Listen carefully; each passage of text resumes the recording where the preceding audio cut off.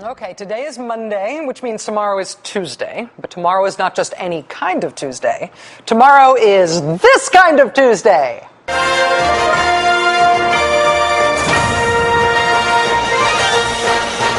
Yes, if it's Tuesday and you hear that music, it must be an election day somewhere.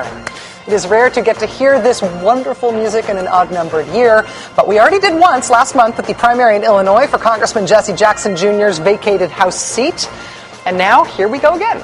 Here's what you need to know. It's tomorrow. The election is in South Carolina's 1st congressional district, and here's why it's happening.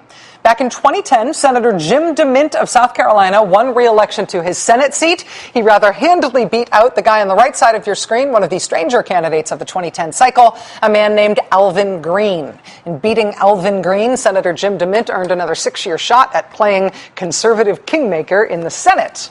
But then just 2 years into that new term, Jim DeMint quit.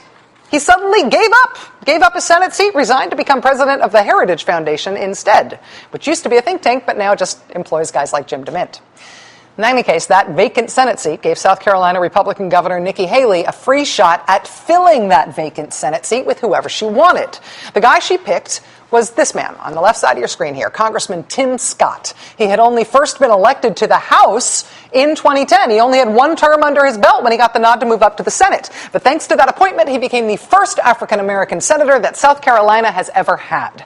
And now it is his seat in the House that is vacant. And tomorrow, both Democrats and Republicans are going to hold their primary elections to try to fill that seat. On the Democratic side, the nominee is expected to be Elizabeth Colbert Bush. Her brother uses a much fancier pronunciation of their last name. You know him as Stephen Colbert. On the Republican side, the frontrunner is a guy who is almost as famous as Stephen Colbert and more famous than Stephen Colbert's sister, but not for a good reason.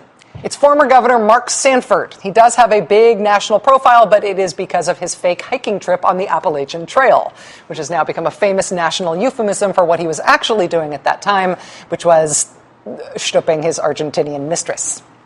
Mark Sanford apologized. He finished out his term as governor, and then he withdrew from public life for 2 years. Now he is back, trying to win back the public's trust and respect by trying to win back the congressional seat that he once held for 3 terms. Mr. Hiking the Appalachian Trail, though, is only one of 16 Republicans who are trying for that seat tomorrow. The others include the son of media mogul Ted Turner. Conveniently, his name is Teddy, which makes the Ted Turner connection really hard to forget. Internal polling reportedly says that Mark Sanford is the frontrunner in this primary, but unless he gets more than 50% of the vote tomorrow in a field of 16 candidates, then it'll be a runoff. He and whoever comes in second will head to a runoff election next month.